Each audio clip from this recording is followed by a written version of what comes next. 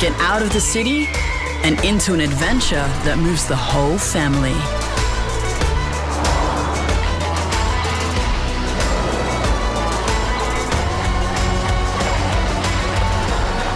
Prepare to be moved.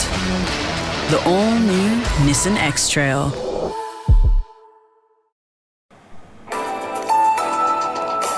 A LISTNR production.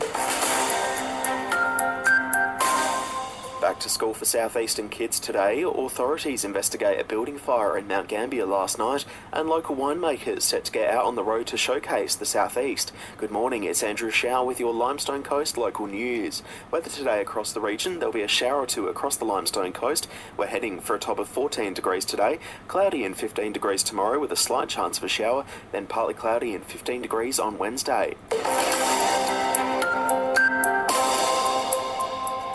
It's back to school for kids right throughout the southeast today, and police will be on the lookout around school zones to ensure everybody's keeping safe. SAPOL will be conducting the statewide operation today and tomorrow, as increased traffic volumes are expected at drop-off and pick-up times. Police are pleading with parents and residents to be safe and are likely to be doing mobile testing too.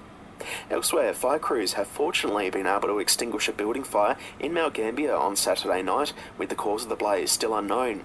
The Elizabeth Street address's veranda was put out, but the building had significant smoke damage. Best to call Crime Stoppers if you know anything.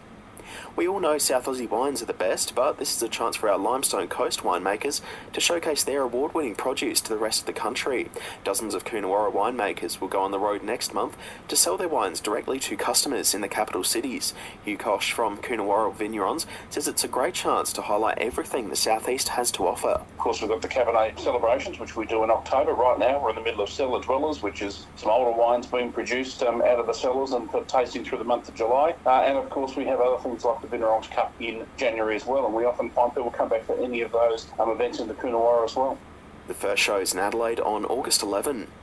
And residents across the Limestone Coast and over the border into Victoria are being encouraged to lace up this August, helping raise funds for the blind. Esther Rao from the Fred Hollows Foundation says the annual Fred's Big Run is back on for another year, challenging locals to run, walk, bike or swim up to 150 kilometres for a cause. Fred's Big Run is a month-long virtual event happening in August where people walk or run a set distance and raise funds for the Fred Hollows Foundation at the same time. The money is set to support the Foundation's site-saving work in more than 25 countries around the world. After this, there is no turning back. You sip the red can, the story ends. You sip the black can, you enter dreamland. And I show you just how good the truth can taste.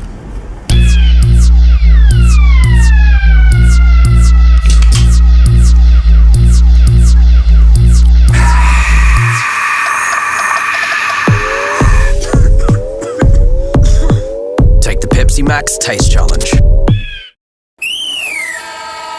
Time to take a look at some sport now, and Adelaide lost another close one at the MCG, this time to Melbourne by 4 points, putting a serious dent in their finals ambitions.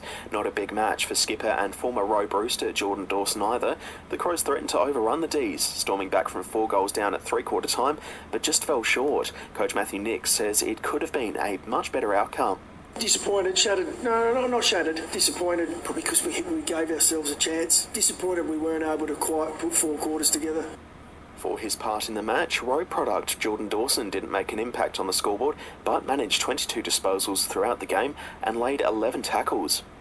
Elsewhere in our local competitions, to the Western Border League firstly, where Millicent and West Gambier continue to have a stranglehold on the top of the ladder. Both sides even Stevens in their win-loss record so far this year at 11-1. Millicent down South Gambier 82-23 on Saturday. Fraser Bradley, the lead goal scorer for the Saints, while a much narrower victory for West Gambier against the North, just 3 points the difference. And to the KNTFL, Narracourt narrowly overcame Kingston, and Mackenzie Bauer has helped solidify Border District's top spot with 4 goals to his name.